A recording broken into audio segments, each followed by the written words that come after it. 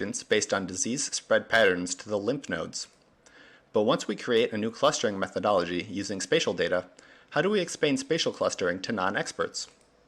In this multi-year project, we dealt with both a participatory design stage and a broader dissemination stage, and distilled specific lessons for interpreting spatial clusters.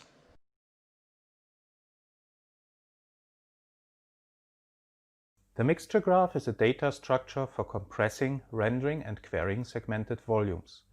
Biomedical segmentations have evolved from mere annotations to first-class modalities. The mixture graph stores the computations required to render such nominal data directly on the GPU, including pre-filtering and lighting.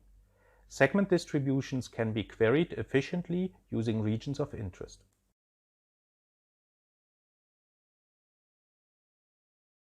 Exploring the emotions of students in classroom videos can help both teachers and parents know about students' learning status and further help teachers improve teaching. However, it is a non-trivial task to analyze the emotion evolution of a group of people from classroom videos due to three major challenges. We propose a visualization system which integrates the model uncertainty and supports both collective and individual emotion analysis.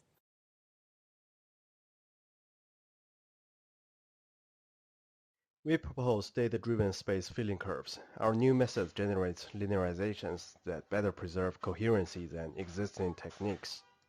Our method supports 3D datasets, and even multi-scale data on a quad tree or an octree. Many visualizations benefit from our method, for example, visualization of multivariate particles, and visualization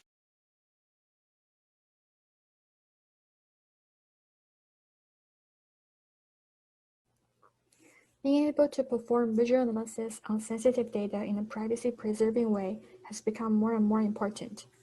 In this work, we look at two major research questions in differentially private data visualization towards better understanding of the relationship between the privacy parameter, visualization type, the analytic tasks, and users' performance through cross-source, user study, and simulated comparisons.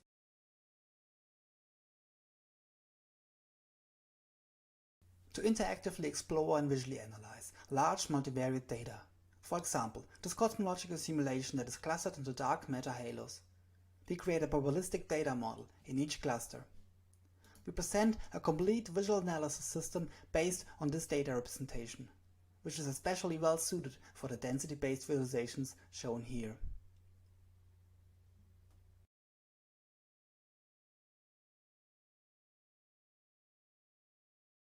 We present our work on data visualization, a technique which helps facilitate understanding of physical measurements and quantities by providing visceral experiences to users in virtual reality. This allows them to experience the ground truth of what the data is in reality, as compared to the abstract nature of conventional data visualization. We hope our work will spur new considerations into how immersive technologies can be used for visualizing information, and that you will find it interesting.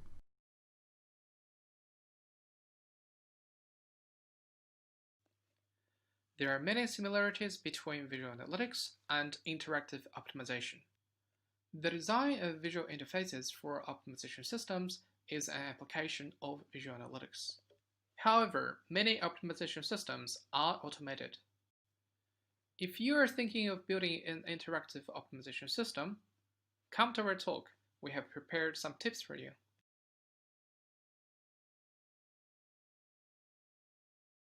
It is common for users to struggle to understand how to effectively use TS&E.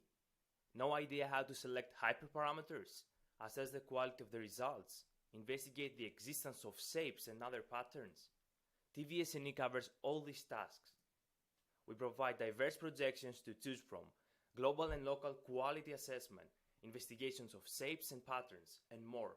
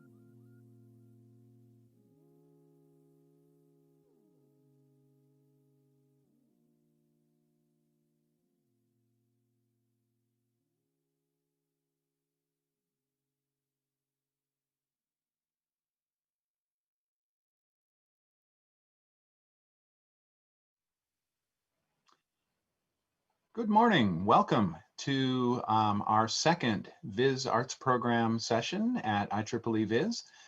We're very happy to have you join us in whatever time zone you're in.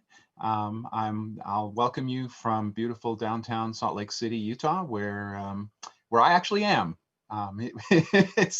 We were hoping, of course, to invite you all to Salt Lake City for the conference this year, and that, of course, didn't happen. But I am, in fact, in Salt Lake City. That's the picture behind me. So welcome to our session. This is the second of the VIS Arts Program sessions this year. We're going to have 5 talks in this session, 1 paper, 2 pictorials, and 2 artist talks. So it's a nice mix of topics and some very interesting things going on. If you've been to these sessions before, you know the drill. We're going to have some talks, some pre-recorded talks, and then we'll have live Q&A with the authors. So if you'd like to ask some questions, we'll have a live Q&A after the talks. Please type your questions in either to the Discord channel for VISAP Session 2 or the YouTube chat window. And I'll make sure that your questions are relayed to our authors. So let's get started. Our first paper today is Printmaking Puzzles and Studio Closets. This is a paper about using artistic metaphors for reimagining the user interface for designing visualizations. Our speaker this morning is Herman. He's a computer science graduate student at the University of Minnesota. His research interests are centered on data physicalization, tangible user interfaces, and augmented reality. Personally, I'm really looking forward to this paper because I am, in fact, a printmaker myself. So I'm very interested to see how they're going to use this printmaking metaphor in their user interface. So we'll go ahead and start with Printmaking Puzzles and Studio Closets. Hi, I'm Herman, a PhD student at the University of Minnesota studying computer science. I'm presenting on behalf of an interdisciplinary team that is comprised of artists, domain scientists, and computer scientists with a focus on bringing art and design theory and practice into visualization. Printmaking, Puzzles, and Studio Closets focuses around our process for reimagining the user interface for designing 3D, multivariate visualizations. Our main research question is, how do we build a user interface to bridge the gap between creative processes and the inherent technical process associated with creating data visualizations? Our team has been working on this hard problem for a while, and last year we developed the artifact-based rendering technique, also known as ABR. This technique allows artists to use their own clay sculptures, ink washes, and other physical media in combination with data, resulting in more expressive and engaging 3D visualizations. Until now, the last step in creating visualizations required a programmer to connect the data and computer graphics algorithms to the artist-designed building blocks. Today, we're presenting a user interface that allows artists to contribute even in this last step. The approach we've taken is not to hide the complexity of the technical computer graphics aspects of the visualization process, but rather to translate these into an artistic, technical language. Our language of choice for this visualization design interface is printmaking. We thought about 3D art forms, painting, sculpture, and mixed media, but we kept coming back to intaglio printmaking, which is one of the most technical visual art processes. Here are some examples of aquatint and hard ground etching, just 2 of the many different techniques printmakers use to create designs on a plate. Each of these plates contributes just one part to the final composition, sometimes just a single color of ink, and as such, the printmaker must think very carefully about how to combine multiple plates to create a complete composition. Each plate is inked and pulled through a printing press with paper to make an impression, and these impressions are layered to make the final edition. Now, the layering process here is actually quite similar to that of 3D computer graphics-based visualization. Each layer of the visualization contributes one piece of visual information, like glyphs, lines, and surfaces. These layers are composited to create the final image. Now, how do we actually build a data visualization design interface using the metaphor of printmaking? We borrow 2 terms from intaglio printmaking to make the interface work: key plates and impressions. In printmaking, a key plate is the spatial registration for the rest of the print. Each time a plate is pulled through the printing press, an impression is created. In our design interface, key data are the spatial registration for the rest of the visualization and can include points, lines, or forms. A data impression represents a layer of the visualization. Each data impression has at least one key data puzzle piece, as well as variables and visual elements that can be applied as the artist sees fit. Change the variables and visual elements, and you can end up with a drastic change in the visualization. Change the key data, and the design will show up completely somewhere else. The beauty of this puzzle piece-based approach to visualization creation is it avoids the significant cognitive overhead of remembering exactly what each part of the data is, and allows the artist to focus on the visuals and get into the flow. Here we can see key data and data impression metaphors at play. Data impressions are the place where we make the data to visual encodings. Key data and variables can be loaded from other visualization software like ParaView. Visual elements come from the artist's own collection or the Sculpting Viz library. Data puzzle pieces from the left side and visual elements from the right are dragged into the slots in data impressions to make visual changes. Then these impressions are composited together in real time to make the final composition. Let me return now to an example of why building this user interface is a hard problem to solve and can't just be a bunch of buttons and toggle switches attached to a data object. Let's say that one day, an artist has created a visualization of some ribbons using a pattern that they sketched in their studio. In computer graphics, we'll usually use a triangle strip to render something like this. Changing these ribbons to some hand-sculpted clay forms is a simple change for the artist. Many artists would consider these lines to be the same visual object, only with different styles applied. However, the computer graphics algorithm used for these clay glyphs is completely different than that of a triangle strip. It's usually implemented using instance rendering. Let's now switch over to a live demonstration of the user interface to see how we encode these computer graphics constraints using metaphor and iconography. Here, we can see the three-part design interface. On the right, we have the design palette. On the left, we have the data palette.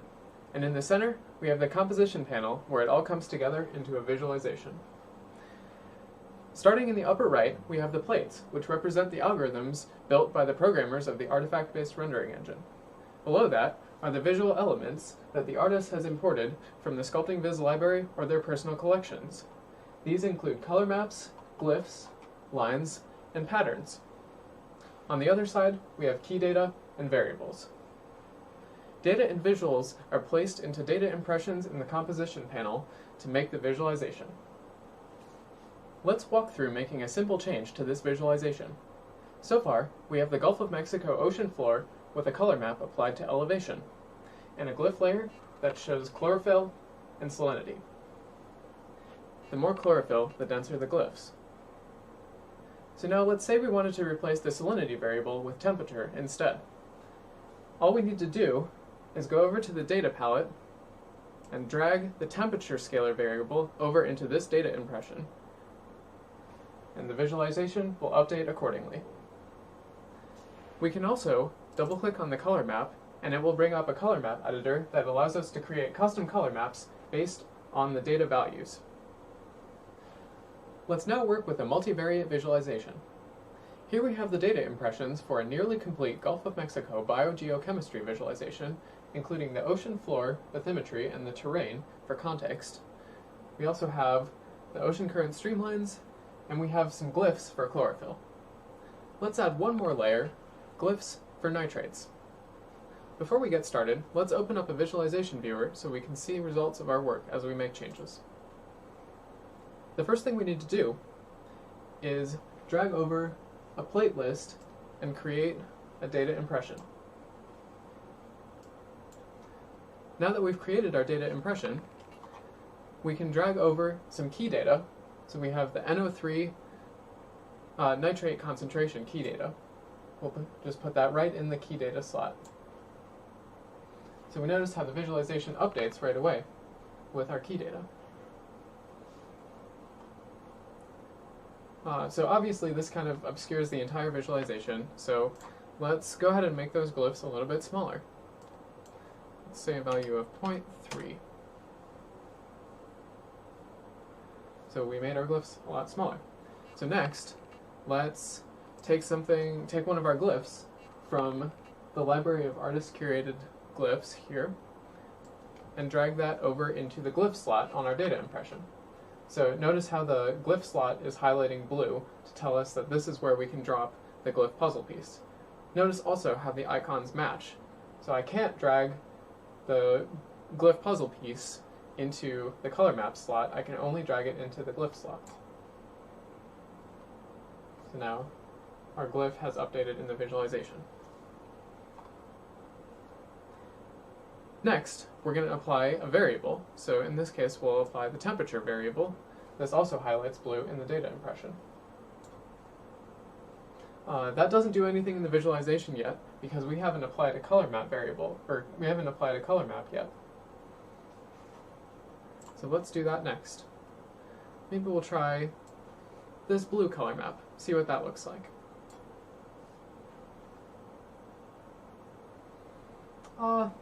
Yeah, I don't think that's quite working with this visualization. Let's try something else instead.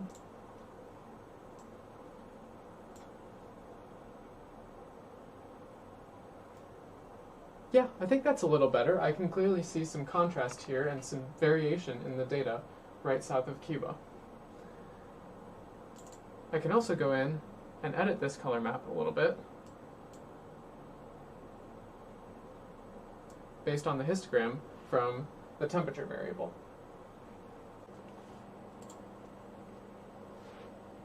Let's work with another multivariate visualization, this time with 4 water masses in the Antarctic. We have a nearly complete visualization here, including the bathymetry and land ice surfaces, and the water mass volumes represented as glyphs. We've started to build some streamlines showing ocean currents under the Filchner-Ronne ice sheet, and these already have a blue-green color map applied. We want to show the curvature of these currents, how clockwise or anti-clockwise they are. Let's search our data palette for curvature. Okay, so here's curvature, but wait, it doesn't match the color variable slot on our streamlines. That's because curvature is a vector variable, whereas this is expecting a scalar variable. Let's try filtering by scalar variables associated with streamlines. Okay, so now we have eddy direction. That's the one we actually want, and we can see this highlights blue and the puzzle piece matches. So let's apply that. And we can see our visualization updates with the data. Now, I'm noticing as I look at this, I can't really see the streamlines. Let's change up the line texture so that we can see the streamlines a little bit better. I'm going to pick this line texture right here and apply that to our line texture slot. So notice how in this example we were able to move smoothly from applying data to applying visuals. That's one of the most powerful takeaways from this interface because it allows artists working on a visualization to stay in the flow. While we were building the interface, several artists had a chance to try it and provide feedback. One artist, Deborah Stewart Pettingill, works with many forms of traditional media, including printmaking with Shinkole. She works with master printmakers at Wingate Studio to realize her designs.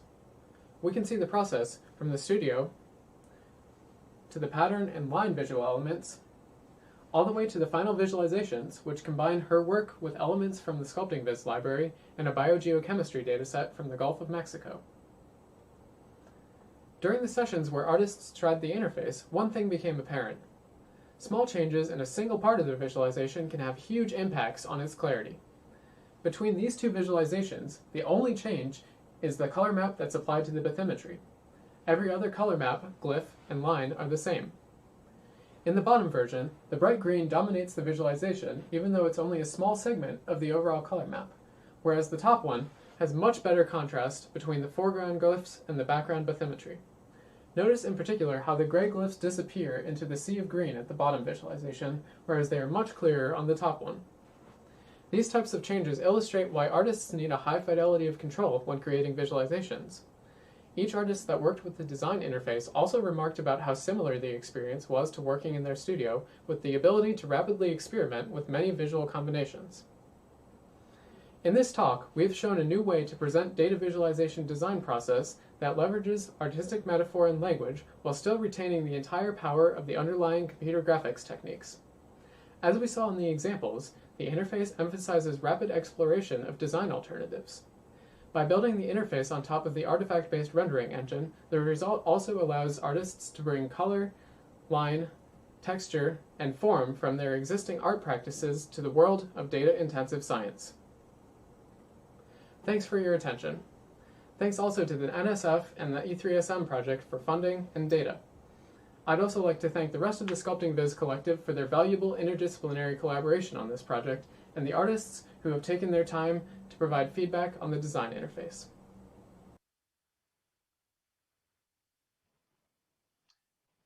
Thank you for a great talk. I'm looking forward to seeing some questions about that. I would have loved to have invited you and your co-authors down to our printmaking studio, but I guess that's not going to happen on a virtual Zoom conference. Great. Our next talk is Tied in Knots, a case study on anthropographic data visualization about sexual harassment in the academy, an important topic. This is a pictorial, so this is a design document that describes the design of this interactive visualization. It's done by a multi-institutional team from Politecnico di Milano in Italy, the University of Ontario, Ontario Tech University, University of St. Andrews, and University in Eugene, Oregon. Our speaker today is Tommaso Elli. He's a PhD student in Design Density Lab in Politecnico di Milano. So he works with data visualizations. He's a communication designer and a creative coder. And so we're looking forward to hearing about this pictorial design of this important visualization.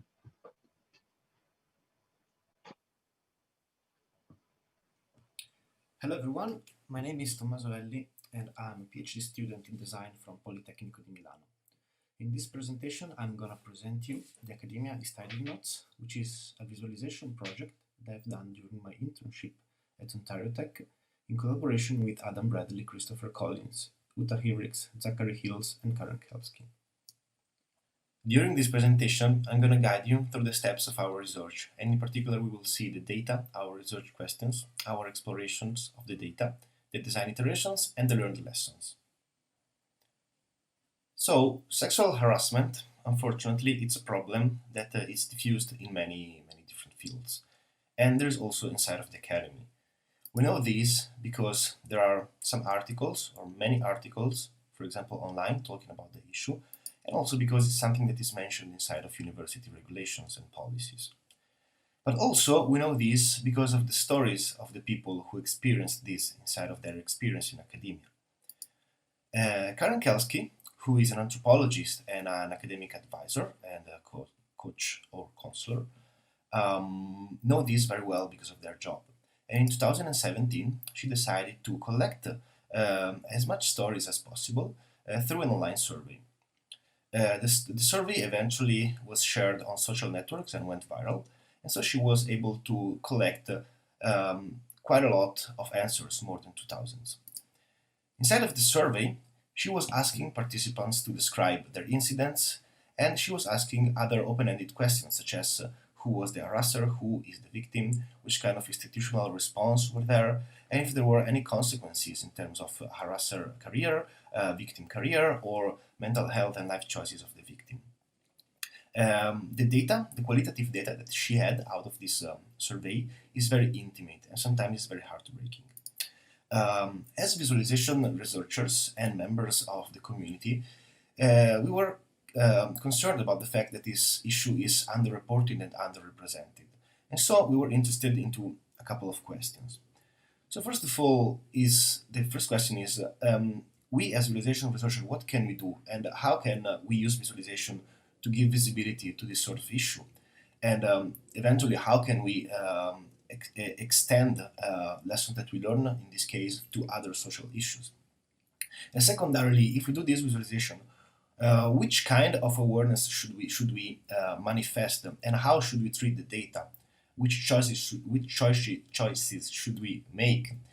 And in particular, since the data is very intimate and it's about personal stories, how can we honor and empower those individual voices without hiding them in aggregations or without reporting them in a way that could be perceived as unrespectful? So the first step in our research after getting the data was to engage into close reading of the data, meaning that we were reading answer by answer the survey. Not all of them, of course, because there were too much. But this was very useful because it helped us in understanding the nature of our data, the fact that, as I already said before, it's heartbreaking and it's very intimate. But given the amount of replies, we were also interested in finding out if with some computational methods, and in particular natural language processing, we were able to discover any patterns. Interestingly, some of them already emerged, and it was enough to see them just to sort alphabetically some columns, like in this case, for instance. So the pattern extraction from the unstructured data was done using NLTK in Python, with which we extracted n-grams of different sizes, and then we represented them using row graphs. What we got was a series of visualization like this one. We produced many with different settings, and from those visualizations, which are quite raw, as you can see here, and but are annotated and represented a way to solidify some steps in the research, we were able to learn something new from the data. So first of all, we confirmed the fact that this data is very intimate, being I was the most common bigram, and we confirmed also the fact that males, the most of perpetrators are males. But interestingly, we saw from the data that we analyzed that this phenomenon is bound to a verbal dimension and less to a physical one. But however, this doesn't render it as less harmful, because many people unfortunately developed a series of mental disorders out of the incident. We know that sexual harassment is closely related to the hierarchy in academy, meaning that usually it's performed by professors against students, and that the people who experience it usually do not report it because they are afraid of the consequences, or because they knew that the harasser are going to be just protected by their colleagues. And this ends up in having people avoiding places, avoiding other people, changing their fields, changing the university, or even to drop their careers. So this step helped us in enhancing our understanding of the data as a whole, because we were able to distance read all the survey answers. However, this treating of the data and also this way of visualizing it gave us the feeling that it was not working well, because the participants' voice are break up and are weakened a lot. And this gave us the idea that it's not a good way to represent with visualization the social issue, and it's not a good way for honoring the voices. So for these reasons, we decided to explore different ways, different approaches that somehow we can define less conventional, because they merge strategies and methodologies coming from other fields. So what we decided to do was to create a set of metadata from a tag set that you can see here, that is created on top of what we learned previously, and that were able to represent the survey entries. We did this manually by reading the entries, and of course, given the amount of them, this is a process that is still ongoing, and we just coded or tagged about the 10% of them. As you can see, the data is still in the form of a spreadsheet, but is more structured compared from before, and the headers are different, and they embed the most important things that we believe are to be expressed out of these surveys and stories. As you can see, not all the cells are filled, and that's because we didn't find inside of the reports information for everything. But we decided that this is fine, and we can solve this on the visual side. So, talking about visuals, we knew at this point that our visualization should have should fulfill two requirements. So first of all, we want it to be engaging, because we want people to be able to spend time on it, to reflect, to contemplate, in order to recognize the fact that this is a problem of an entire community, that shouldn't be underreported. And secondarily, we wanted to find a visual solution that was able to bring those personal stories in the foreground without silencing them and with a respectful visual treatment. Actually, the first explorations were still in this hybrid space between data and graphics and graphic design, but we had this idea of having a space, a 2D bidimensional and digital space that people could explore, could pan, could zoom, and in which we would place the elements corresponding to the stories according to their similarity. We did this, we created these coordinates in the space using multidimensional scaling, but then we had the problem of what shape should we give to those elements.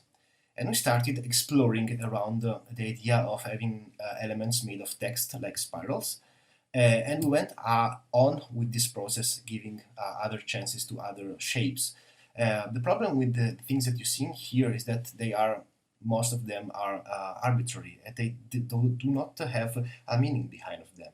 And while searching for something that were meaningful, we actually came to the idea of using knots of text.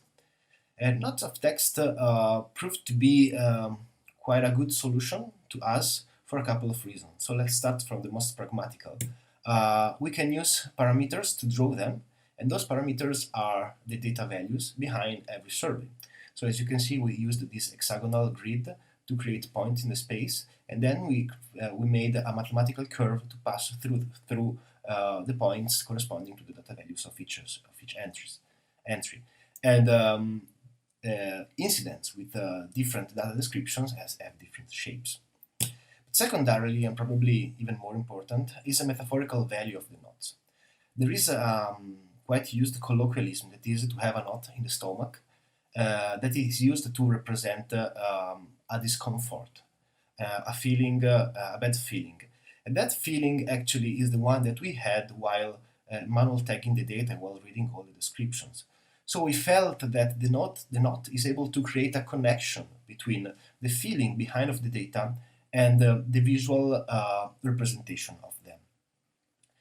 And also, the knot can be unraveled with an animation that we believe is kind of engaging, and they can reveal other information, and can reveal also the possibility to get to the original data, meaning the actual testimony that people inserted in the current survey.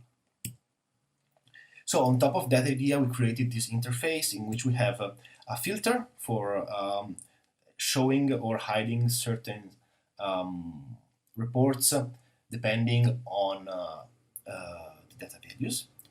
And we have the possibility to reorganize in the space according to the victim status and the harasser status. And we believe this is important for self-identification, because I can go and look for people similar to my profile and see their experiences. And last but not less important, we decided to introduce a further feature, meaning the recording of voices of volunteers who decided to read aloud the excerpts of the stories. He believes scientists get along better if they sleep around at conferences. Under the pretense of dinner, then tried to get me to sleep over with her. What did you expect? You're pretty. I felt lost. So we decided to add this feature because, as you can probably also recognize, it's able to enhance the emotional impact of the visualization and to underline our desire of showing this data in a human way. Also, there is a pragmatical reason, that is because during an exhibition this could draw attention of people passing by.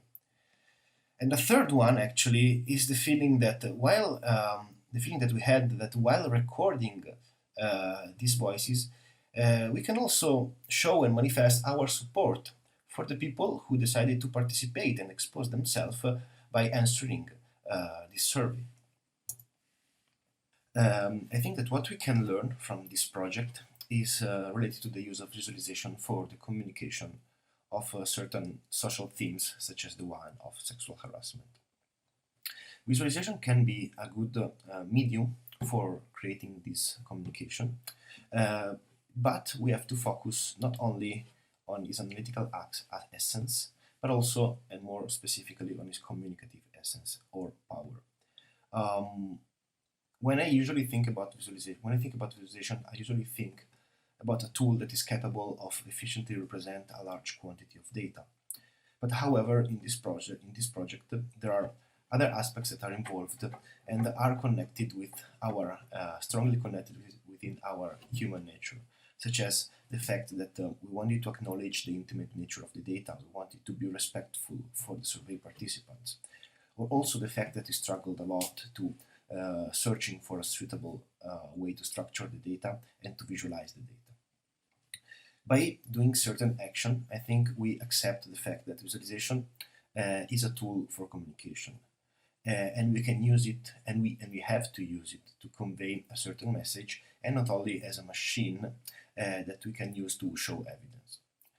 As we also experienced during our distant reading steps, the things that we usually do when creating visualization can bring us on a different path from the one described before.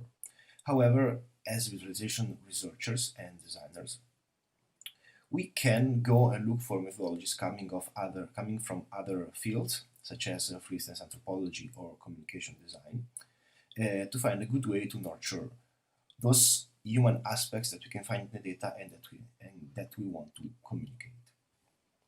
Thank you all for listening, and I'd like to thank all the people who co-authored this publication, people in the labs, the VIS lab and the density design lab, who gave me and us many suggestions, and of course all the volunteers and all the people who participated to the survey. Thank you. Thanks, Tommaso. That's a really powerful work, and it's really interesting to sort of see some insight into the design process that led to the actual interface. So I'm sure we'll have a good discussion about that. Wow, great. Okay, our next talk is Leander, navigating musical possibility space through color data sonification, which I think is a fascinating topic. I love this idea of sonifying color data. Our speaker is Lawton Hall. Lawton is a composer and audio engineer based in Milwaukee, Wisconsin. He is currently pursuing his master's degree in music composition and in music history at the University of Wisconsin, Milwaukee. So take it away, Lawton.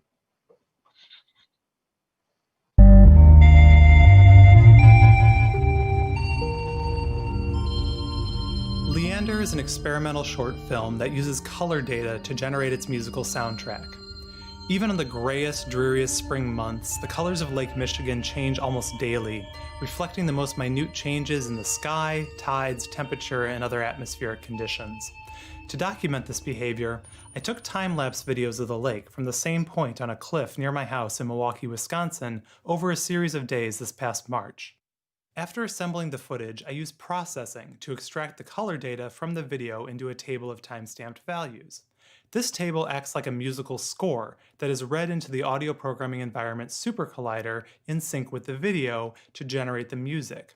In a sense, the film writes its own soundtrack. But rather than mapping the color data directly to fixed sounds or musical parameters, the color values are used as weighted probability vectors, representing the likelihood that particular sound events with particular characteristics occur at each point in the film. Leaving the moment-by-moment specifics to weighted random chance means that no two realizations of Leander will ever be exactly alike. But there will always be some synchronicity between the visuals and music, since the weighted probability vectors come from the colors of the video. Leander is named after a character in Greek mythology who swam every night across the Dardanelles Strait to visit his lover named Hero. This project, Leander, is a guide for navigating a musical landscape, or a possibility space. The colors of Lake Michigan provide a compass and bearings, but the specific path through the landscape is a product of chance and algorithms discovered only by experiencing the piece. This stochastic process synthesizes traditional music composition, random chance, and data sonification. In this presentation, I'll describe the process I used to create the Leander possibility space and demonstrate how I use data sonification to navigate the space. Music that delegates compositional decisions to random chance is called aleatoric music, and it's not a new technique. Musical games where players roll dice to build pieces of music from pre-composed fragments were popular in 18th century Europe. One dice game by Mozart was capable of producing over 45 trillion variations from different combinations of measures. Some clockwork instruments even mechanized the earlier dice games so that randomly generated music could play automatically. Aleatoric music is most often associated with American composer John Cage. In his pieces like Music of Changes for piano, Cage used I Ching divination and coin flips to generate random numbers, which he mapped to musical parameters like rhythm, pitch, and loudness. In aleatoric works, the piece of music is not a fixed entity, but rather a possibility space that encompasses a large number of possible outcomes. Every dynamic musical parameter represents a dimension within a possibility space. The location of one particular outcome is determined by the value of each parameter at each point of the piece. Of course, purely random chance is not the only way to explore a possibility space. It's possible to change musical parameters systematically using algorithms, which can be set up to produce outcomes that meet certain aesthetic criteria. Algorithms can also be tweaked and adjusted while still avoiding having to manipulate musical parameters directly. There is a middle ground between purely random chance and purely deterministic algorithms. By using probability, the composer can constrain random chance and make some outcomes more likely than others. This technique is called stochastic music, and it was first described by Greek composer Yannis Xenakis in his 1963 book, Formalized Music. To compose stochastic music, the composer first creates a possibility space by determining musical parameters, and then draws a map of changing probabilities over the course of a piece. Leander is a stochastic piece that uses color data to generate its probability map. I chose musical parameters that both fit the mood and aesthetic of the visuals and also respond well to the changing probabilities. Only 3 different types of sounds are used in Leander. There are bell tones, which sound like this,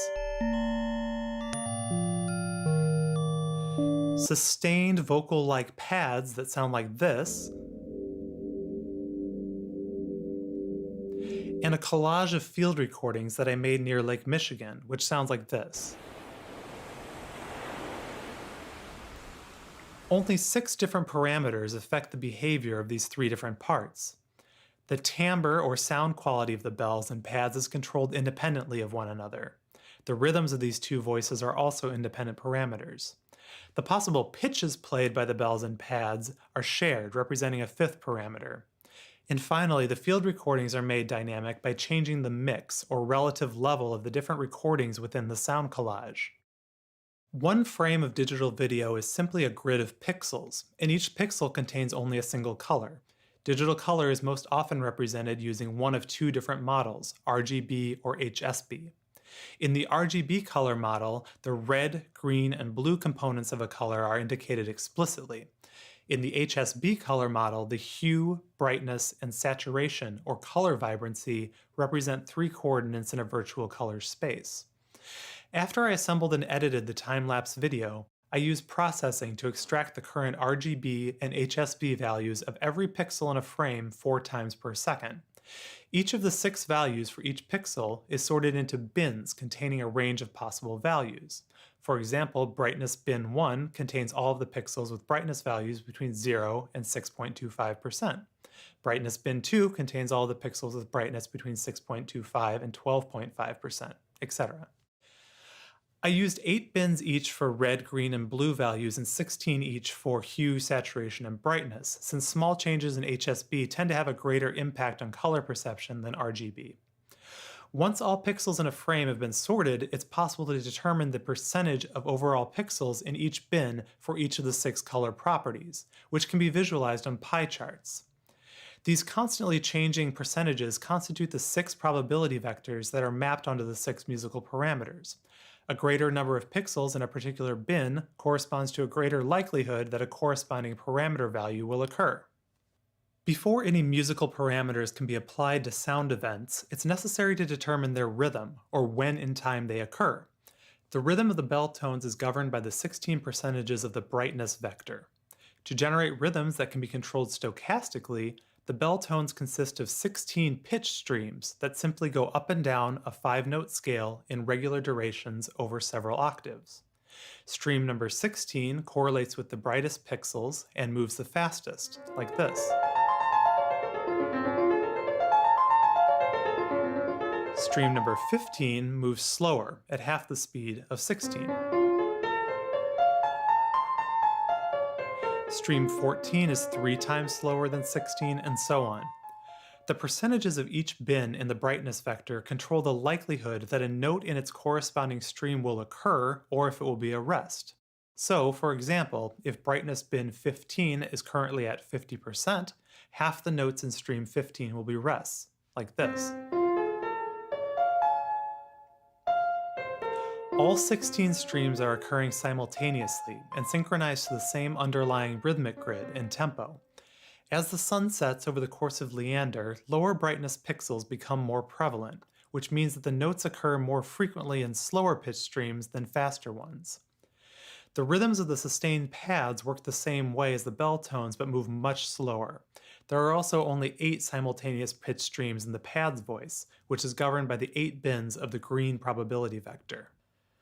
Like I mentioned, each pitch stream in the bells and pads is simply ascending and descending a 5-note scale.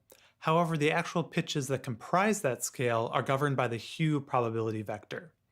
When a note occurs in a given pitch stream, it chooses the corresponding scale degree, 1, 2, 3, 4, or 5, from one of 16 scales based on likelihood percentages in the hue probability vector. Each scale has a different flavor. Some are very consonant and serene, while others are dissonant and create tension. And because there are multiple pitch streams happening, it's possible for notes from different scales to occur simultaneously, creating unexpected clashes or juxtapositions of notes. When a note is played on an instrument, numerous overtones are heard in addition to the main, fundamental pitch. Different instruments produce different combinations of overtones even when they're playing the same note, which gives each instrument its unique color, or timbre. This is part of what, for example, makes a flute sound different from a clarinet. In Leander, the bell and pad sounds are created digitally, which means I can control the overtones of each of the notes. Like the scales that govern pitch, each time a new note in a stream occurs, a timbre is chosen from predefined tables of overtones to create the impression that different notes are played by different instruments. The saturation probability vector determines the 16 different possible bell timbres, and the blue probability vector determines the 8 possible pad timbres. Dividing the pitch streams among different timbres this way is a lot like a composer orchestrating a piano piece by assigning different parts to different instruments. Distinct timbres result in perceptual groupings that give passages a unifying logic separate from the pitch streams. It creates the impression of foreground and background voices, as well as counterpoint or dialogues between contrasting timbres. The last sonic layer in Leander is the collage of field recordings I made around Lake Michigan while shooting the time-lapse video. These recordings are a counterpoint to the more abstract elements of Leander and act as a bridge between the audio and visual components of the film. They're also the least aleatoric element. I edited the recordings into 8 long loops that play continuously throughout the film. The values of the red probability vector simply turn up or turn down the volume of each of the loops as the piece progresses. Throughout most of the film, the red values are divided among many different loops, creating an indistinct ambient collage. In the final minutes of Leander, the red values coalesce around 1 or 2 recordings, making the sound collage more distinct as the other voices fade away. Even on the clearest days, March in Wisconsin is a fairly gray, dull place. As a result, there are vast areas of the Leander possibility space that remain unexplored, simply because many other colors exist that are not present in the time-lapse video. The data mapping in Leander is not meant to provide a comprehensive look at its entire possibility space. It's used to find paths through the space that produce musically satisfying results and respond to minute changes in the visuals. The stochastic system at the heart of Leander directs the musical course taken and also provides a means of judging if that course is a good one, since good data sonification reflects changes in the input data. This same system can be adapted to accept other types of input data. Artists working with edge detection, pixel sorting, and other video processing methods may find novel uses for this system in their own music. Of course, data can be drawn from sources other than video as well, as long as it's possible to generate probability vectors from the input data that change over time. This stochastic approach gives the artist control over the aesthetic experience indirectly by choosing material to create a possibility space while leaving the specific arrangement of parameters to weighted chance. The composer has creative freedom to prescribe harmonic, rhythmic, and timbral palettes that become the sonic material used to generate music in sync with time-based data. I recorded the Leander time-lapse videos at the beginning of the COVID-19 pandemic. The colors of the lake, the blurring of days, and the accelerated sunsets felt especially fitting as quarantine hours seemed to drag on and fly by simultaneously. What began as a fascination with color became a meditation on patience, loneliness, and waiting. It's difficult to process events as you're living through them, and it's even more difficult to express them in a coherent and meaningful way. Taking a stochastic approach to data sonification in Leander allowed me to gently guide the music towards those areas in possibility space that felt right at the time. It also allowed me to engage in a kind of dialogue with my own artwork by providing it with the materials needed to generate something beautiful, suggesting changes to its behavior, and then stepping back to experience the piece with fresh ears every time.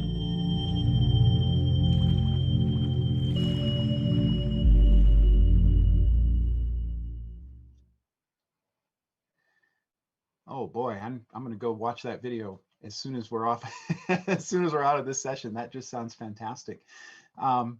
Welcome back to our live Q&A session with our three presenting authors. I'll remind our presenting authors to turn their mics on when they're going to answer a question. Let's see, let's start with some questions for Bridger on the printmaking inspired work.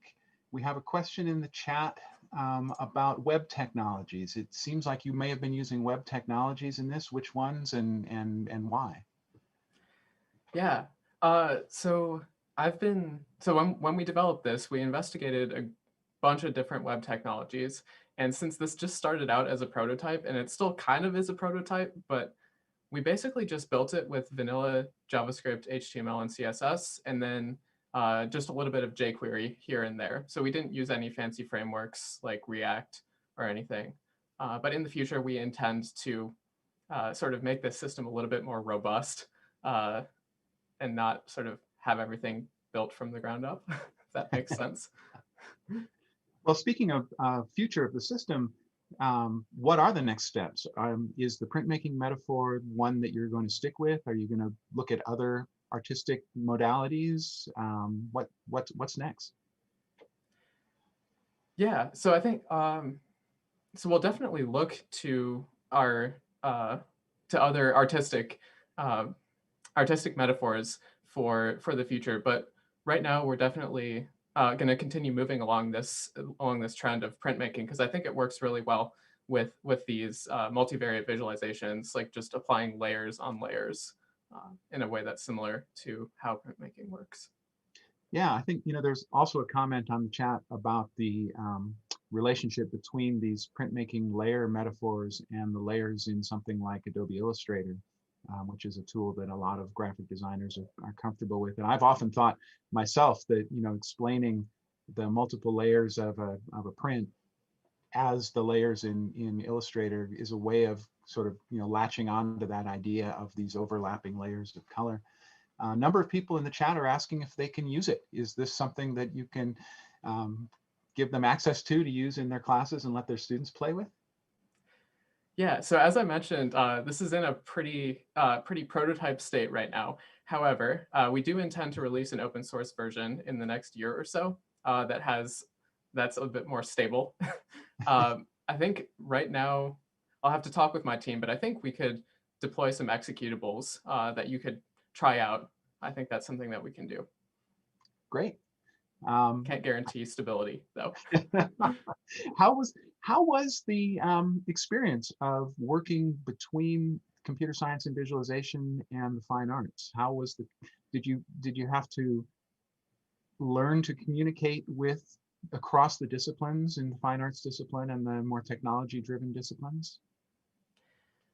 Yeah, I think the words I would use is beautiful struggle, something to that effect. Because it's really difficult to find a common language between computer science and the arts. But through working through multiple years of design sessions, basically, we've come up with some vocabulary that's common between our disciplines. And like when I say texture, it's different than what an artist means by texture.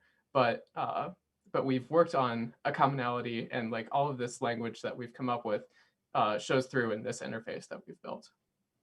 Yeah, it's really beautiful stuff.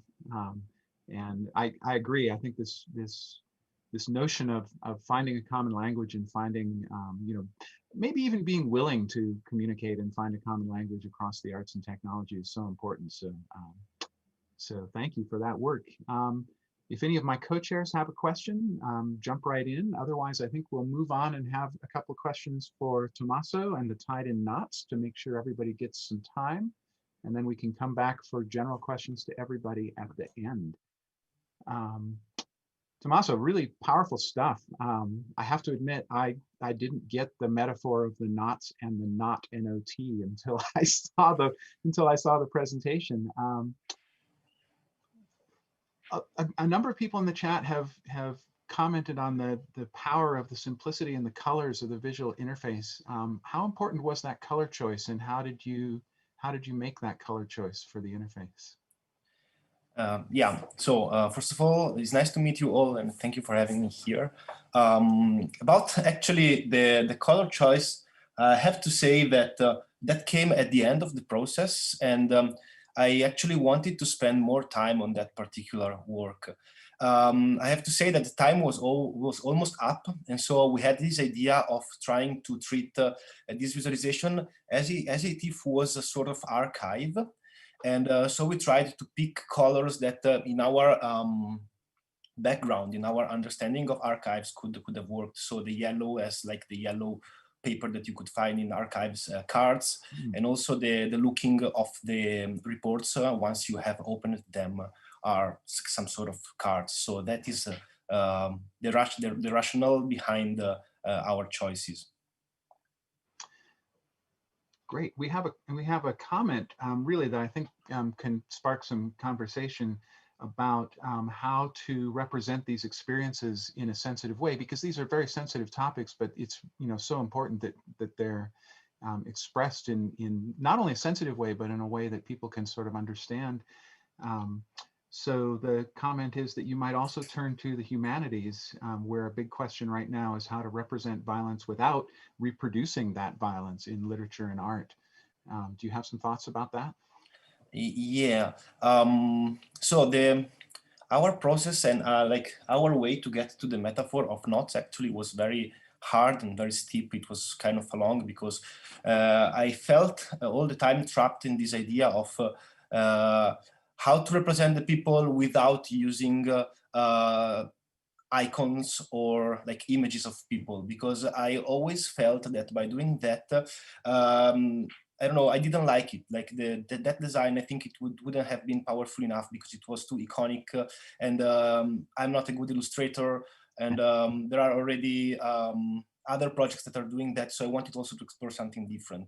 At the end, almost by chance, our choices went upon the use of knots because of their metaphorical power. So at the end, our key was to avoid to use iconic representation and go for metaphors. Yeah, I think so it is. Maybe I don't know. Maybe I think this is something that is done many times in communication design. So maybe this is something. Well, of course, it's not invented by us. It was already there, and maybe something that people can build on top too for that kind of issue that people were asking in the chat. Yeah, I agree. It's a powerful metaphor, and I also really enjoyed the metaphor of untying the knot to explore the comments and to see them more clearly. We have a question about the either automated or by hand coding of these results based on the sensitivity of this material. The hand classification seems important, but what do you think? Do you think an auto classification would work? Would the experience be comparable? Would it be something you want to explore, or is it just too sensitive to try and do it in an automated way? Well, actually, I think, and I'm not sure I completely got the question. So if the question is like, if we can automatically classify the rest of the questions based on what we did, it might be. I'm not sure what it can come out of it. I think about the classification. What is really important for us is the fact that we were able to understand from a distant reading what were the traits, the most important aspect, the most peculiar ones that we wanted to communicate at the end with the visualization. So those are the aspects that we wanted to stress out to give our point of view on the phenomenon, because of course the data is extremely qualitative, is extremely unstructured. Sometimes when you want to classify a specific thing, such as the fact that an incident could have been happening, could have happened in a conference, actually maybe conference is not even there as a name.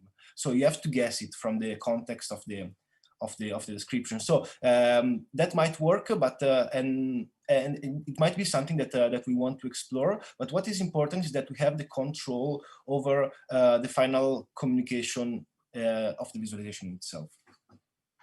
Great.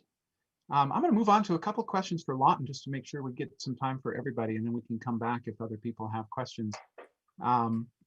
Really, really interesting work in applying these stochastic techniques to the music generation. It strikes me that this is really a sort of a general tool that you can apply to all sorts of things. Is this something you've been working on in your own sort of composition toolkit, or was this something you did specifically for this film?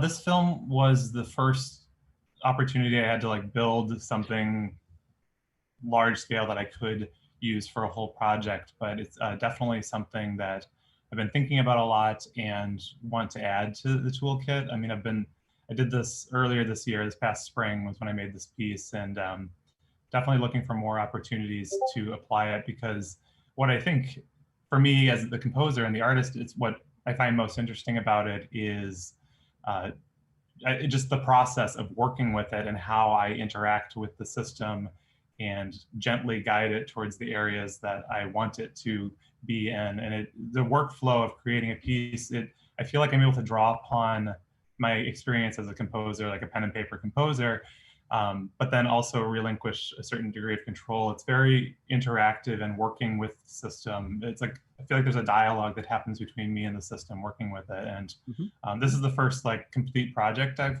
done with it, but now I have the tools and looking for opportunities to do more. There's a question on the chat about how did you measure the consonance and dissonance of the music, and it could easily have been unlistenable. So how did you make sure that that the results were not only interesting, not only driven by the data, but also something that was interesting? Well, like I said, it definitely was a back and forth. I mean, it's very much a process of, okay, try something, listen, and back and forth. One other question that was in the chat was where did the pitches come from? Like what tuning was used? And I used a tuning system called Just Intonation, which involves, it's different than your standard intonation you have on a piano. All the pitches used are whole number frequency ratios. So for example, one frequency or one pitch is 3/4 the frequency of another, and these integers, which means that you can get very, very consonant. You can actually measure the consonants. You can see how complex the fraction is. So for example, if I have like 27 against 5, that's going to be a more dissonant interval than 3 against 2. It's easier for our ears to perceive. So there is some measure of consonance and dissonance that way in pitch space. I will say that as I was working through it, it was more intuitive. Just try something and see what works. There wasn't exactly a system of coming up with those scales, besides the fact that it's in just intonation means that there are going to be those relationships, those frequency relationships between all the notes. I find this stuff fascinating, and for those of you out there who haven't experienced this, I recommend you go look up the difference between just intonation and tempered intonation, because it's fascinating that there are different ways of encoding the scales. When you're choosing the mapping between color space and stochastic music space, it strikes me that the images you were using of Lake Michigan are sort of heavily tilted towards the blue, and yet you had a strong component of the red channel that was being used for parts of the exploration. Did you choose those specifically? Did you play around with playing with the different color channels to see what worked better? Definitely, and this is something that I think in future projects, either working with visual data or other kinds of data, that of course we all know that the mapping is like so important for creating interesting visualizations and sonifications. Because I filmed, all the footage was at sunset, so over the course of the film, it just, the sun is setting. It basically fades to black over like 15 minutes. So the most like immediately obvious parameter is brightness. And I think that orally, the most immediately obvious thing is the density of just like how much is going on and how fast is it moving. So that's why I mapped the brightness to rhythm, because that's the big kind of narrative arc of the film, is that it's just getting slower and slower and slower, kind of like a lullaby. But then, yeah, I mean, I pulled out the data and I could see it all in a spreadsheet. So I could see where interesting things were happening. And if something is going to be more of a foreground element sonically, I tended to map that towards color data that was more active or had more information. But even with the red channel, you're right, it's very blue. The color palette's very blue, but things do happen in the red channel, of course. If it gets brighter, the red's going to be part of that as well. But yeah. Oh, fascinating stuff. I apologize, but I think we're going to have to move on to keep things on time. But I'm confident that our first three authors will keep the conversation going in the Discord chat. And we'll stay in touch with people who are interested in following up. But let's move on to some artist talks. So the next two talks that we have in this session are talks from artists who have pieces in our online exhibition. Of course, we had hoped to have a real life exhibition with people walking around the exhibition and experiencing things in person. But we have a very powerful online exhibition on our visap.net website, so I encourage you to go check that out. Our first artist today is Rebecca Shu, who is an associate professor in the Department of Transmedia at Syracuse University. Her artwork and research interests include experimental animation, visual music, artistic data visualization, interactive installations, digital performance, and virtual reality. So that just sounds perfect for VISAP. Her partner in this project is Shang Zhai, who is the CTO at Deep Orange Data, an IoT, Internet of Things, data analysis and visualization company who received his master's degree from Syracuse. So let's hear about this wonderful project, Omana's 7 Days in April.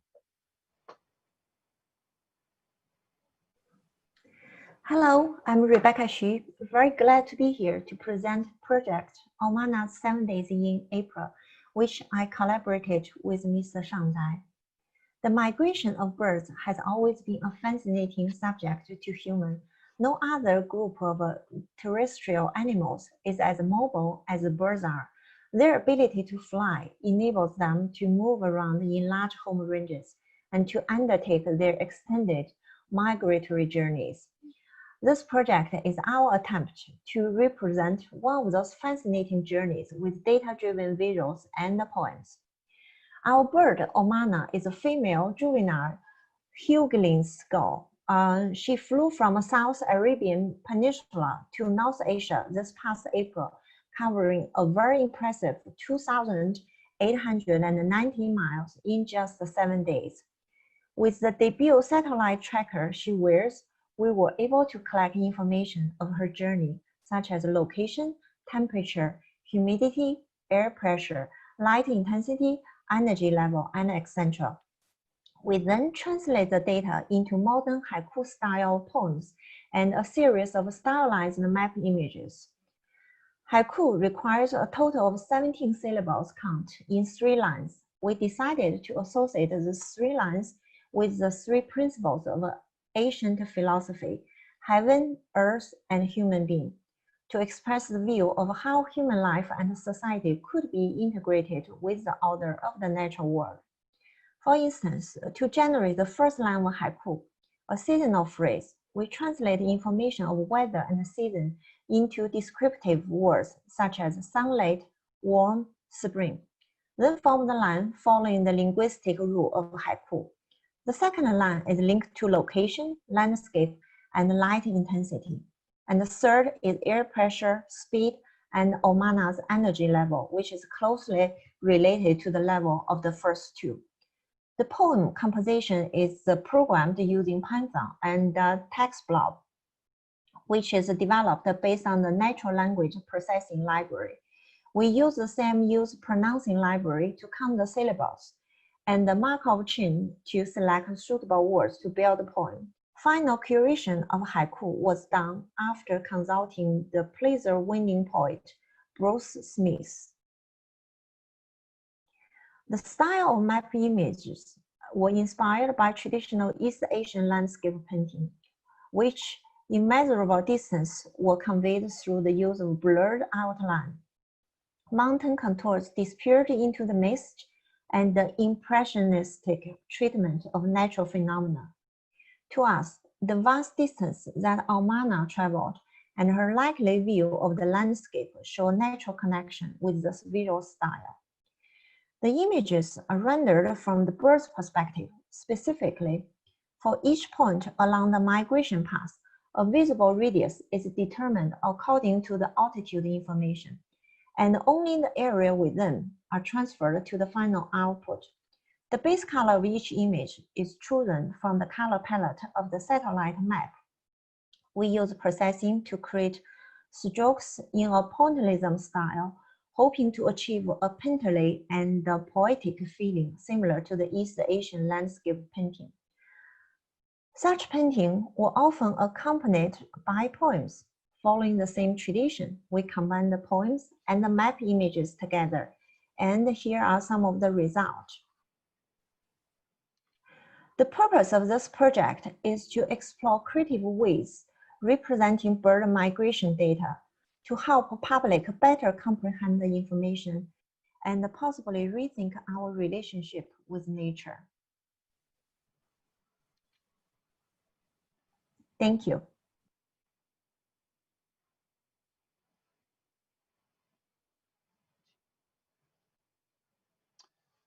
Thanks, Rebecca. That's really cool stuff. And of course, I highly recommend you go and look at this, this work and all the works on our online exhibition on visap.net, visap.net.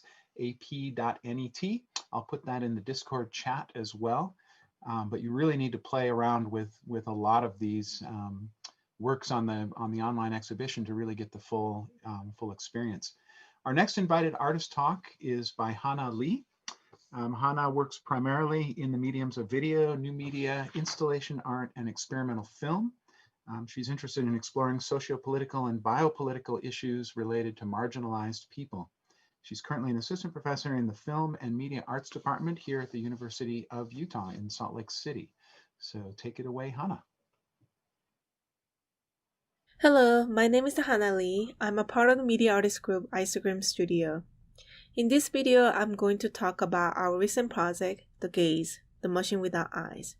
The Gaze is an experimental audiovisual installation with a surveillance, video, and generated story. The piece explores conceptual issues around the border: race, identity, the political geography of surveillance, and manifestation of power. There are 5 short stories. Duration of the work is 8 minutes and 14 seconds.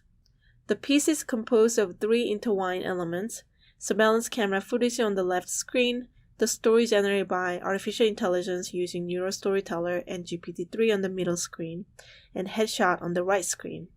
The generated stories are narrated by voice actors of different ethnic background. And I'm gonna play short excerpts here.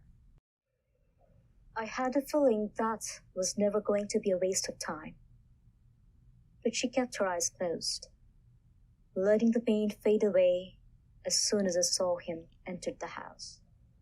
Black night. A blurry shot shows a tall fence that angles in a kind of Z shape, around which appears to be a parking area with a large building fronting it, as a kid with a red... The pandemic is amplifying our exposure and engagement with the social media and bombarding us with the video images from mobile phone. Through this variety of media, we may encounter many incidents of racism and xenophobia throughout the world. I started to research racist incidents on the internet and noticed the camera angles of the shot. Most of the incidents are recorded in the form of surveillance and they were disseminated on social media platforms. There is no question that anti-Asian racism is reinforced by a political narrative around the origin of COVID-19 and simultaneously is spilling into the street to be captured by ubiquity of the camera. The two images on the left and the middle capture how the news media carelessly use the images for their headline.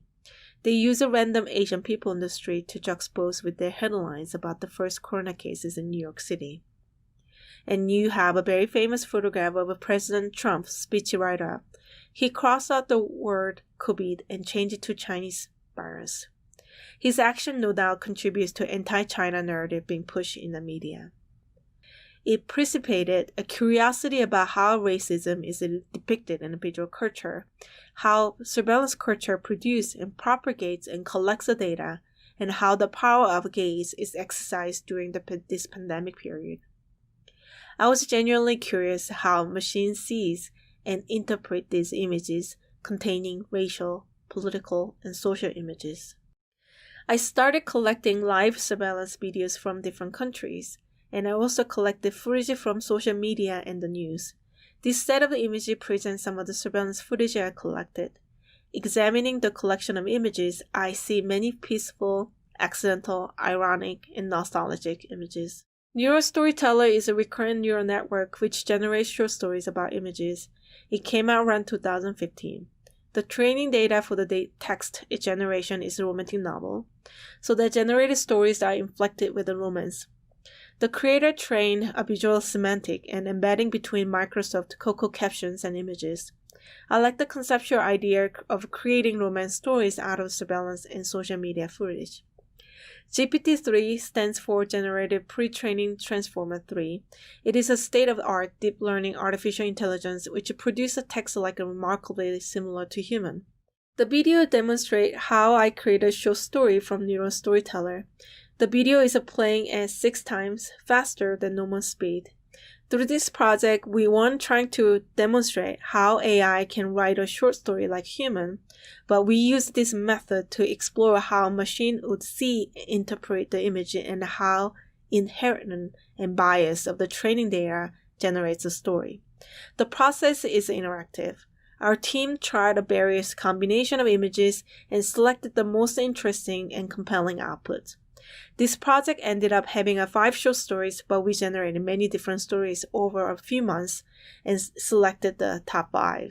These images are from surveillance footage from the piece, Nagoya, Japan for the abstraction theme, Seoul, South Korea for the boundary theme. News footage portraying different Asian countries during the pandemic was used for watching theme. News footage, DMG surveillance footage, which actually incident happened in November 2017 when North Korea soldier crossed the border to South Korea and surveillance camera captured that. And that was the user for chance. And then the last one is the incidence of racism reported in Vancouver, BC, where old Asian man was kicked out of a store that was used for the violence theme. These are some of the still images I use it to generate stories. Apart from myself, the rest of the headshots are all from Asian students attending the University of Utah. I asked them to act out their own gestures representing when they feel anxious, and I also asked them to question about what they would do facing racism. Each headshot is mapped to a different story. The boys are from people with different ethnic background: Bengali, Kenyan, Hindi, Persian, and Spanish. So the project was made possible through the collaboration of many different artists, and I appreciated their support. Thank you for listening to the talk. Thank you, Hannah. That's great stuff. But of course, like all of these works, you can't really get the whole experience without going and looking at it yourself in our online exhibition. One of the things I find really interesting about both of these works is that they both contain aspects of automatically generated narrative based on parts of the visual or parts of the experience, either of the bird or of the videos and the protest and other surveillance video experience. So I wonder if each of you could just talk a little bit about your experience using these AI narrative generators. Were there things that surprised you? Were there things that make it hard to work with, easy to work with? What was your experience with the automatically generated narrative output?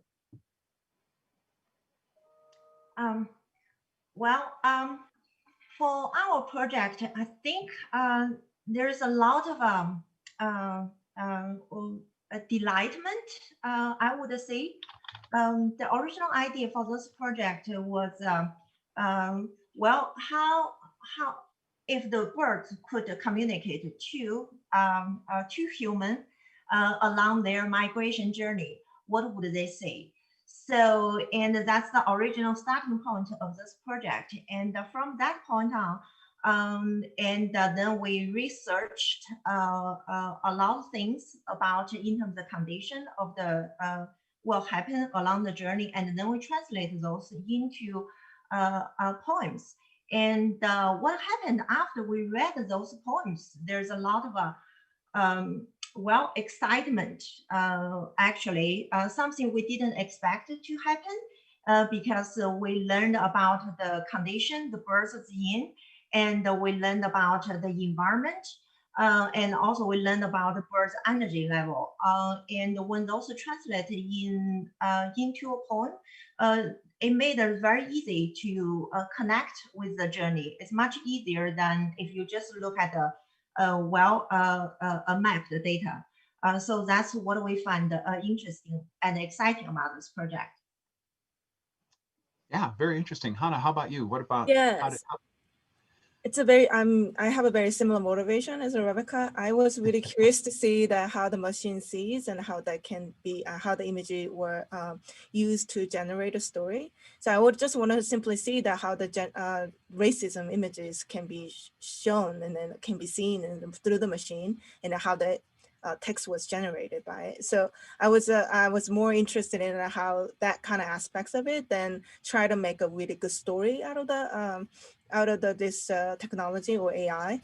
But one thing that I wanted to actually start it, but then which because of the COVID that I couldn't do, I ended up actually making single screen video, but it was meant to do the live performance with the real-time generated text along with the surveillance camera, and then the voice actors are in that scene to actually deliver the story. And I think I wanted to contrast that how the generated text is actually not so much meaningful after when human deliver, and that kind of ambiguous and abstractions are brought it through the human's emotions to actually complete the story. So that's what I was trying to say. Yeah. Yeah, I think it's fascinating that, as humans, we are very good at sort of filling in the gaps in these sort of ambiguous narratives that are generated by these AIs. Let's see, we have a question for Rebecca and Sean about using the satellite data. Were there issues with using the images that you acquired by satellite data? Did you have to modify them or discard some because of the man-made structures, or was it easy to use? We actually tried many different satellite like image sources. There's like tons of different styles and images, and we just try and use. Luckily, when the bird flies through the pass, there's not a lot of civilization along the road. They just go through a lot of nature. So we didn't have to get rid of the things we don't like. Apparently, they have a really good view along the road. Another thing I want to add is the region Sean pointed is from the birds fly from Oman to Kazakhstan, so that's why there's a lot of desert along the route. Another thing is we literally redraw the whole map because we reprocess the map with processing. So the map is in a way is less recognizable even if there's man-made structure along the way. And in our case, that's very little issue. Mm-hmm. Yeah. Great. Another question for Hannah. Mm-hmm. It strikes me that there's something important about the surveillance footage sort of being, I don't know what the right word is, but the surveillance footage is not designed to demonstrate one thing or another. It's just sort of a dispassionate view of things that are happening sort of incidentally in the surveillance camera view. Is that an important piece of this, that you sort of have an impartial viewer in the surveillance camera just sort of randomly capturing these things? Would it be different if you had, say, a news feed that was trying to tell a particular story about a particular incident? Actually, it's a combination of both. So there's a news feed that directly I captured from the news feed of the surveillance incidents, like the violence where the East Vancouver, this Asian guy got kicked out of the store. It's actually surveillance footage that police put it out for searching for this, the person that who actually was violent person. So yeah, so I used a combination of that, and then so as the surveillance footage of North Korean soldier crossing the South Korean border. That was also the surveillance footage. So I was trying to use a combination of the both, because all the shots are actually out there, and during the pandemic period, where especially the violence and theme of the violence and racism, it was the shot of angle was a very surveillance, which is like an angle down and then from the point of view. So I kind of wanted to use that as a sort of grammar of the the surveillance images into that embedded piece. Yeah. Great. Well, I think unfortunately we're going to have to cut it off there. We're sort of bumping up against our time slot, but I'm sure that the artists would be happy to continue a conversation in the Discord chat. So I want to thank all of our viewers from all over the world for checking out our VISAP session. And I hope you enjoyed the papers and the artist talks as much as I did. I think the VISAP, the arts program at VIS, has been just a tremendous way of connecting the artistic motivations and the sort of scientific analysis motivations of visualization. So I've enjoyed it a lot. I hope you all have too. And we will see you at the VISAP sessions next year at IEEE Viz. But in the meantime, make sure to check out our online exhibition at visap.net. There are lots of works there that didn't get full-time at the actual sessions. So please check those out. I wish we could have you see them in person in an actual exhibition, but maybe next year. So thank you again, and thank you to all our presenters. Wonderful stuff, and thank you. Thank you, Erik. Tableau helps you see the stories in your data. It's designed to help you be smarter, so you can make better decisions faster. Connect to the data you care about. Sort, highlight, drill down, or filter your data in seconds. Add calculations to extend your data. With Tableau, you can keep on asking questions in the data until you discover the root cause. Tableau. Answer questions at the speed of thought.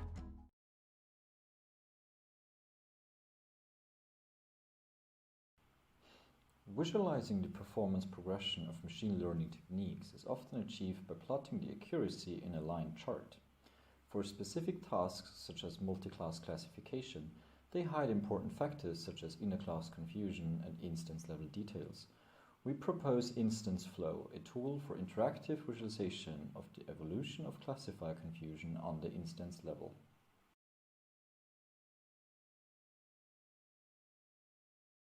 Hi everyone, I hope you're doing well. I'm Heikyu Park from Georgia Tech. I'm very excited to present Bluff, a visualization tool to interactively decipher adversarial attacks on deep neural networks. Deep learning is now commonly used in many domains. For example, in the medical field, deep learning models can estimate the treatment effects on patients. On the road, we can see self-driving cars using computer vision technologies. However, deep learning models are vulnerable to adversarial attacks. An adversarial attack applies carefully crafted perturbations on data inputs. and fools a model into making incorrect predictions. Adversarial attacks jeopardize many deep learning-based technologies, especially in security and safety-critical applications, such as data-driven healthcare and self-driving cars. Due to the threats of the adversarial attacks, people cannot confidently use deep learning models. To overcome the vulnerability of deep learning models, we need to understand how the adversarial attacks permeate the model's internals. Also, for a better understanding about adversarial attacks, it would be worthwhile to examine if and how an attack strength changes how the model produces incorrect predictions. For example, it would be useful to know if a stronger attack exploits the same neurons as a weaker attack does, or if those sets are completely different. We present Bluff, an interactive visualization tool for discovering and interpreting how adversarial attacks mislead DNN into making incorrect predictions. Our main idea is to visualize activation pathways within a DNN traversed by the signals of input data. For given input data, an activation pathways consist of neurons that are highly activated and the most influential paths. Activation pathways represent what features are detected and how those features are related to contribute to the final prediction. To understand how the attacks manipulate the neurons and the paths inside the models, Bluff visualizes the activation pathways of both benign inputs and attacked inputs. That is, Bluff finds and visualizes the most activated pathways given benign and attacked input data. Bluff also visualizes the most inhibited paths by the attack to uncover where the attack is blocking the signals to the benign path. Also, Bluff visualizes the most excited paths by the attack to uncover where the attack stimulates to induce the activation pathways going towards wrong directions. The Bluff interface tightly integrates three coordinate views. It consists of control sidebar, graph summary view, and detail view. Here, a user inspects why a deep learning model misclassifies adversarial giant panda images crafted by the projected gradient descent attack as armadillo. In the main graph summary view, we visualize the activation pathways of benign and attacked input data. Here, each vertex represents a neuron. When hovering over a neuron, Bluff shows the detailed information of the neuron. The detailed view for a neuron shows a feature visualization and example data that visualize what feature the neuron is detecting. For example, for giant panda images, this neuron looks for face of animals that have white furs and dark eyes. Feature visualization is a synthesized image that maximizes the corresponding neuron's activation. Dataset examples are patches of images from the training data that highly activate the corresponding neurons. We also show how the neuron's median activation will change according to different attack strengths. Here in the graph summary view, the neurons are represented with different colors based on their roles. The green nodes are the most important neurons only for the original class giant panda, which means they are highly activated by benign giant panda images. The blue nodes are important neurons only for the target class armadillo. The orange nodes are the most important neurons for both original and target classes, giant panda and armadillo.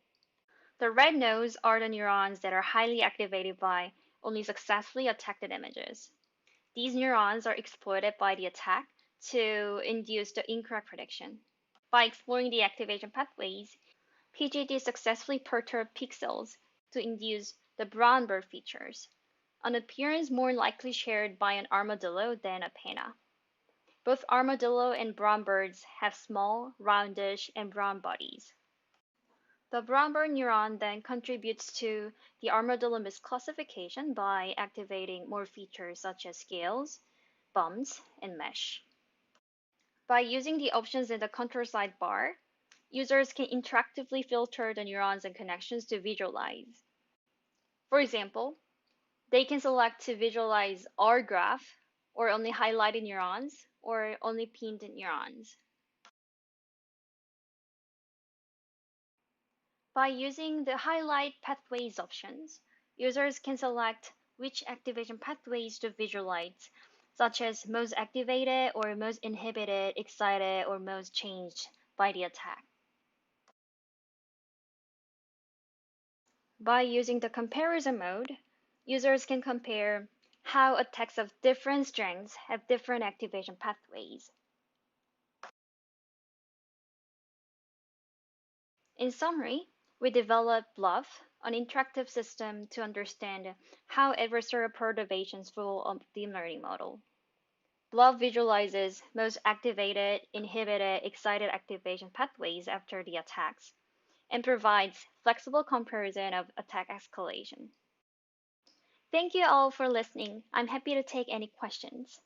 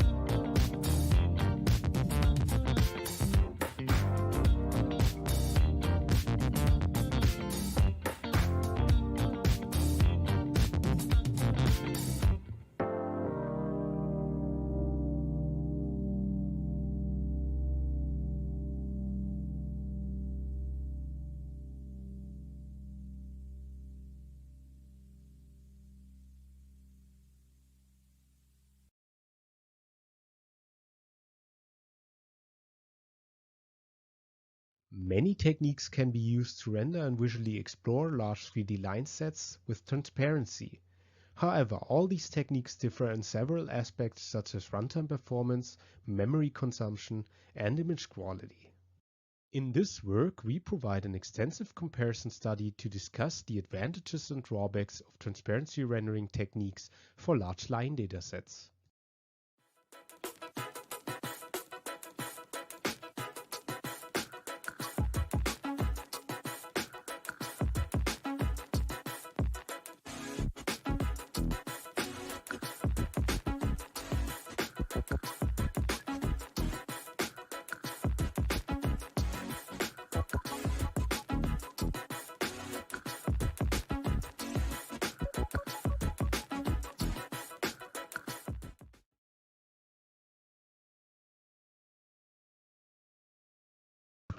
Blockchain has gained more attention and its applications are emerging.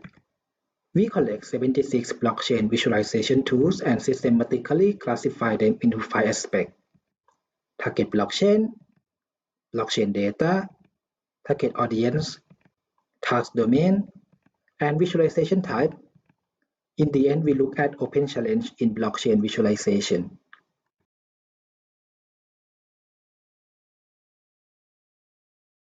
Different sampling strategies have different performances in preserving features, but which one is the best? In this paper, we selected 7 sampling strategies along with 8 representative datasets and 3 important visual factors. We formulated 4 hypotheses and conducted a user study with 100 participants. For the derived insights, please refer to our paper.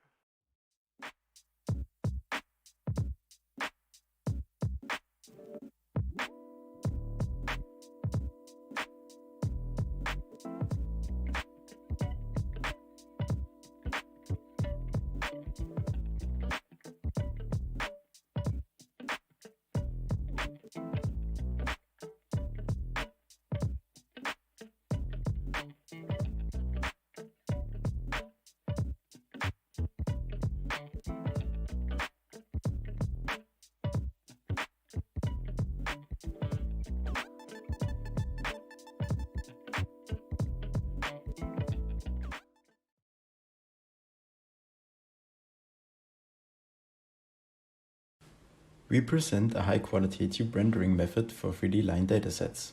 GPU-based raycasting is used to render line segments as rounded cones, to allow for smooth connections along individual lines and variation in radius. We support transparency by a novel approach combining visibility order rendering with an order-independent transparency method. To improve depth and feature perception, ambient occlusion is employed.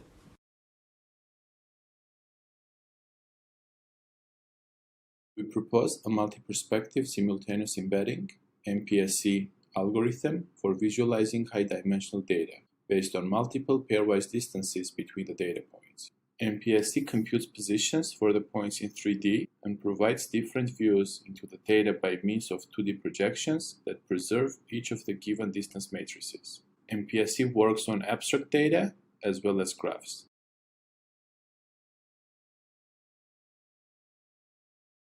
Traditional flow visualization methods, such as the line integral convolution, convey information about the underlying flow structure.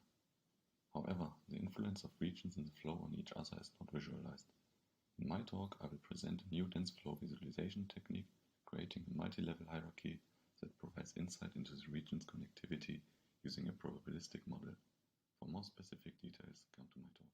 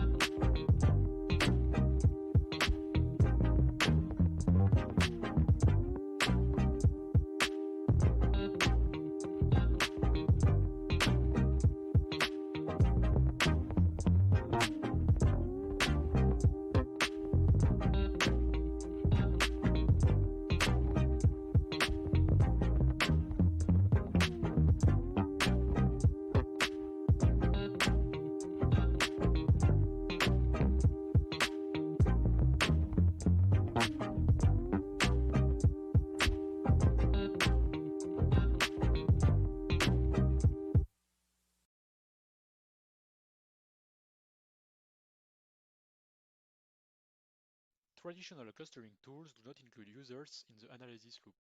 We present PK clustering, a new approach for interactive clustering using POVs. First, users specify their prior knowledge. Several algorithms are run and match with the prior knowledge. Users then build a consolidated clustering iteratively with suggestions based on consensus, the graph, and their knowledge of the data. The result is a consolidated clustering.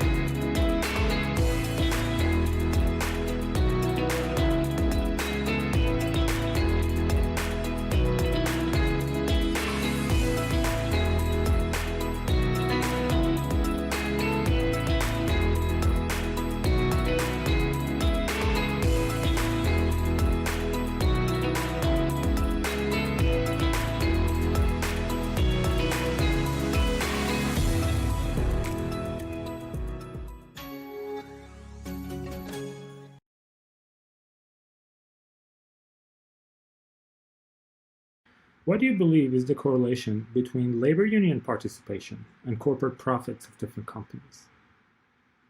How would you update your belief after seeing this scatter plot?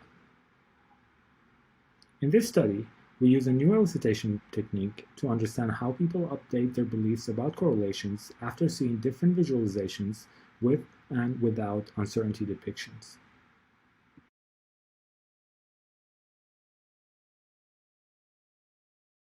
In cancer research, it's useful to group patients based on disease spread patterns to the lymph nodes. But once we create a new clustering methodology using spatial data, how do we explain spatial clustering to non-experts? In this multi-year project, we dealt with both a participatory design stage and a broader dissemination stage, and distilled specific lessons for interpreting spatial clusters.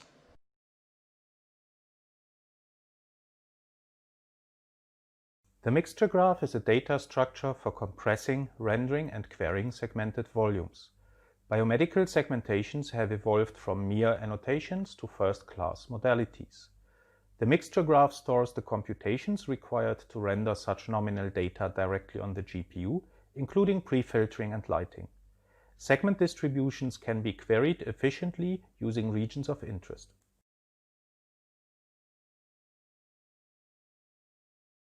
Exploring the emotions of students in classroom videos can help both teachers and parents know about students' learning status and further help teachers improve teaching. However, it is a non-trivial task to analyze the emotion evolution of a group of people from classroom videos due to three major challenges.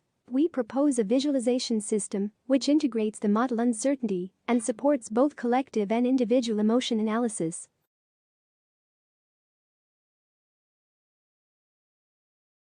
We propose data-driven space filling curves. Our new method generates linearizations that better preserve coherency than existing techniques. Our method supports 3D datasets, and even multi-scale data on a quad tree or an octree. Many visualizations benefit from our method, for example, visualization of multivariate particles, and visualization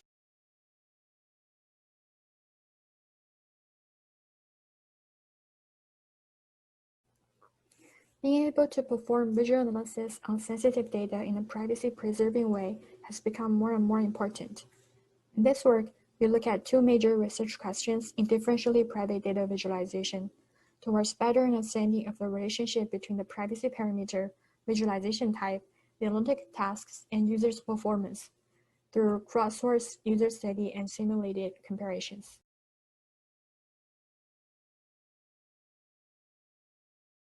To interactively explore and visually analyze large multivariate data.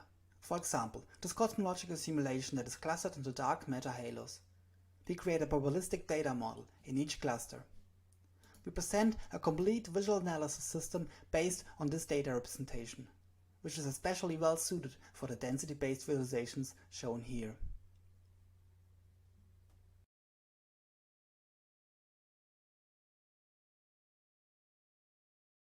We present our work on data visualization, a technique which helps facilitate understanding of physical measurements and quantities by providing visceral experiences to users in virtual reality. This allows them to experience the ground truth of what the data is in reality, as compared to the abstract nature of conventional data visualization. We hope our work will spur new considerations into how immersive technologies can be used for visualizing information, and that you will find it interesting.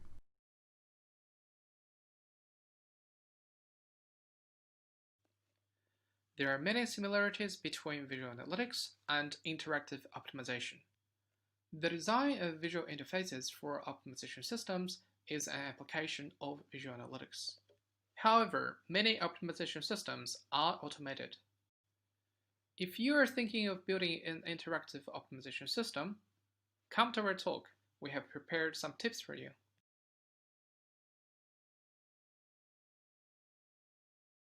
It is common for users to struggle to understand how to effectively use TS&E.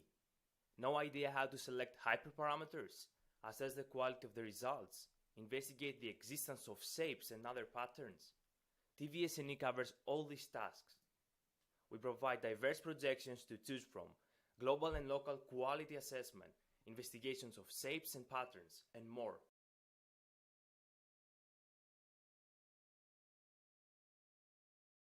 Do you have a research question but aren't sure how to go about answering it? Are you interested in collaborating with psychologists but want to learn more about how they do research? Our paper presents a comprehensive toolkit of empirical methods organized across 4 categories to help you think about presenting visualizations as experimental stimuli in order to explore and measure how people perceive data. Check out our paper.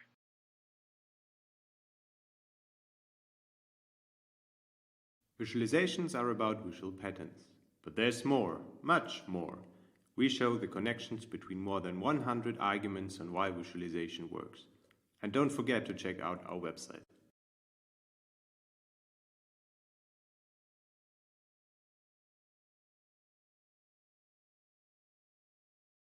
Region-based vortex measures are commonly used to extract vortices. The ideal threshold to extract the vortex boundary, however, varies spatially. To detect vortices without manual thresholding, we utilize supervised deep learning. For the regression, we evaluate 3 recent network architectures. The resulting networks are able to detect vortices that grow in size due to diffusion, despite their angular momentum becoming smaller. Tableau helps you see the stories in your data. It's designed to help you be smarter, so you can make better decisions faster. With Tableau, you can keep on asking questions in the data until you discover the root cause. Share your analysis securely. Your entire organization can access these interactive dashboards from any browser or mobile device to find their own answers. Tableau. Answer questions at the speed of thought. Tableau helps you see the stories in your data. It's designed to help you be smarter, so you can make better decisions faster. With Tableau, you can keep on asking questions in the data until you discover the root cause. Share your analysis securely. Your entire organization can access these interactive dashboards from any browser or mobile device to find their own answers. Tableau. Answer questions at the speed of thought.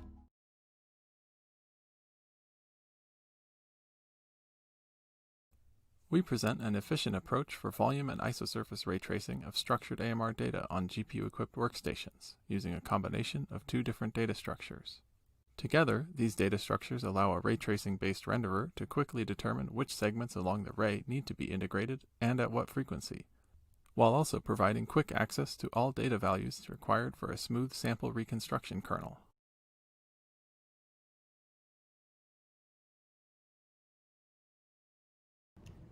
Language models are highly performant across many language understanding tasks. Comprehending the linguistic knowledge encoded by these models, however, remains a challenging problem.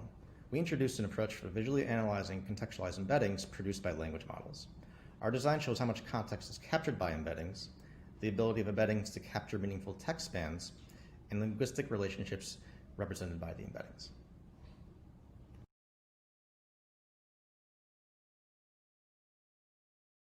Nowadays, data is often distributed and owned by different participants. There is an emerging need to provide a joint visualization, such as a TS&E projection, to serve as the full picture in data analysis. If the participants are privacy sensitive, how can we build a joint projection without data leakage? Conventional embedding algorithms, such as the TS&E, are designed for single-site computation and require data centralization.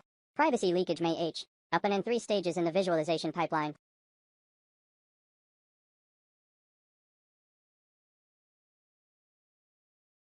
How do user interactions lead to insights? We present a case study with a tool that supports 5 types of interactions for exploring drug-target relations. Through an evaluation, we collected interaction trails, manually extracted interaction patterns, characterized the user insights, and explored the relations between interactions and insights.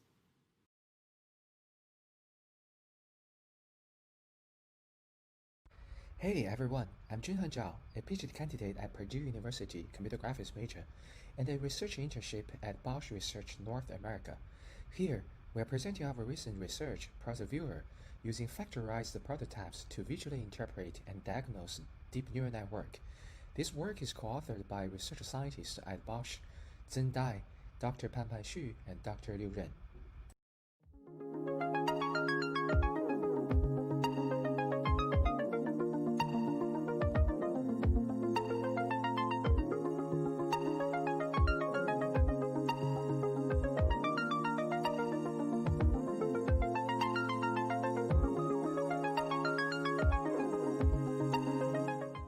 Tableau helps you see the stories in your data. It's designed to help you be smarter, so you can make better decisions faster. With Tableau, you can keep on asking questions in the data until you discover the root cause. Share your analysis securely. Your entire organization can access these interactive dashboards from any browser or mobile device to find their own answers. Tableau. Answer questions at the speed of thought.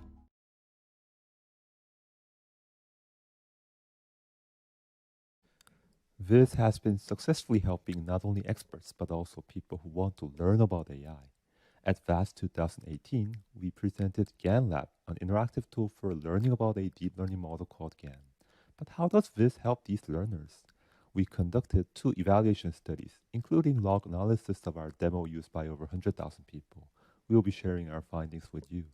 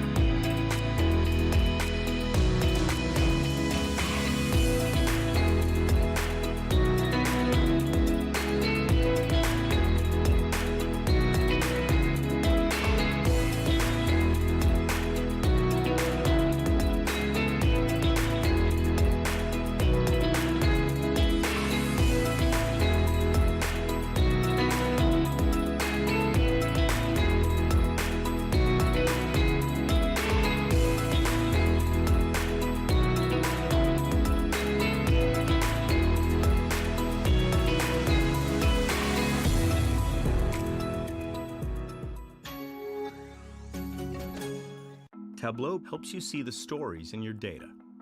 It's designed to help you be smarter, so you can make better decisions faster. Connect to the data you care about. Sort, highlight, drill down, or filter your data in seconds. add calculations to extend your data. With Tableau, you can keep on asking questions in the data until you discover the root cause. Tableau, answer questions at the speed of thought.